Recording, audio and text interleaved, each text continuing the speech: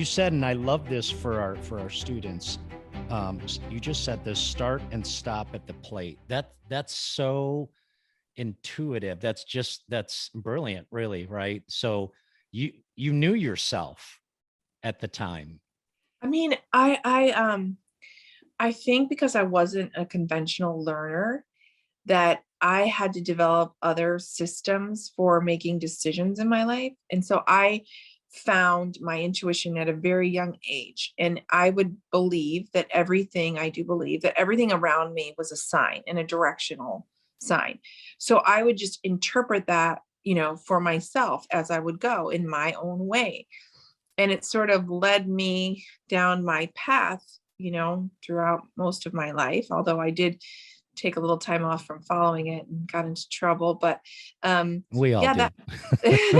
that's like, I guess that was like, I, was trying to make sense of everything that was happening around me. And I remember usually when there was a little bit of fear or tension in a decision, because I remember when my friend was like, let's go work at this really crazy place in Spain.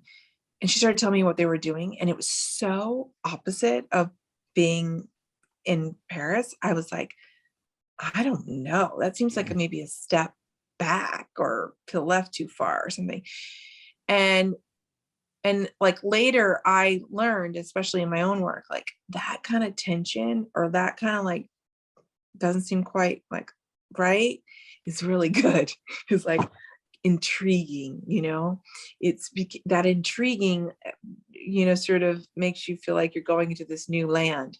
And I think when you look at the work I do with chocolate, it's very much like opposites and tension: bacon and chocolate for the first time, curry and chocolate for the first time, olive oil chocolate for the first time. Back in the day, that sounded disgusting, it sounded weird, but because it was set on this beautiful box, it was like, oh, can't be that bad.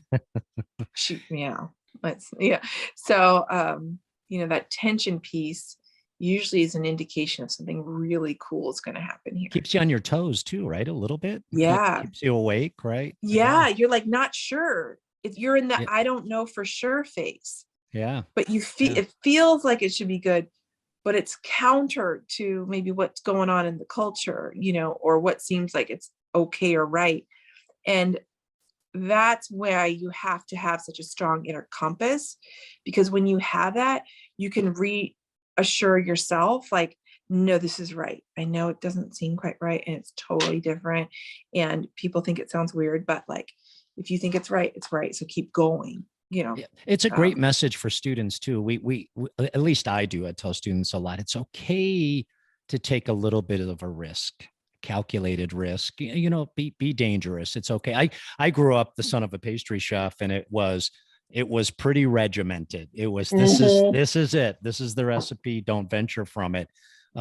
Probably the reason I stepped to the other side of the stove, right, and got into the more creative side of cuisine. I've read that you were inspired by, I think, the book, if I get the name right, Lead with Your Heart, the Rest Will Follow. Did I get that right? Yeah. It was like, I think it was like, follow your heart and success. What was it called? Follow your heart and success will follow, or something like that. Beautiful title. Honestly, yeah. I think, I think it was self-published by a woman that I had known when I was in, late high school and college. And I was expressing to her that I just was like, I have no idea what I'm going to do with my life. I feel like I'm a failure because I have this degree from this college and I want to go to culinary school. And at that time, that was like a vocational thing to do. You didn't really go to culinary school after you went to college. So that was the first like tension point. Like, this doesn't seem right from the optics outside. And she's like, you don't need to look at the optics outside. You need to look at the optics inside. And that was where in the book, there were these exercises that you would do where you'd go out into nature and you'd pen and paper and you'd write down like just free flow connection of the things that you loved and start with that. And I really focused on horseback riding and cooking. And I kept coming back to cooking being the right, path, though it was unconventional. It was really where my heart was. And I felt like, okay, I don't know why I want to do this exactly. I don't know where I'm going to go with this, but this is like, I feel like this is my next step. And that's when I convinced my mom that I needed to go to cooking school.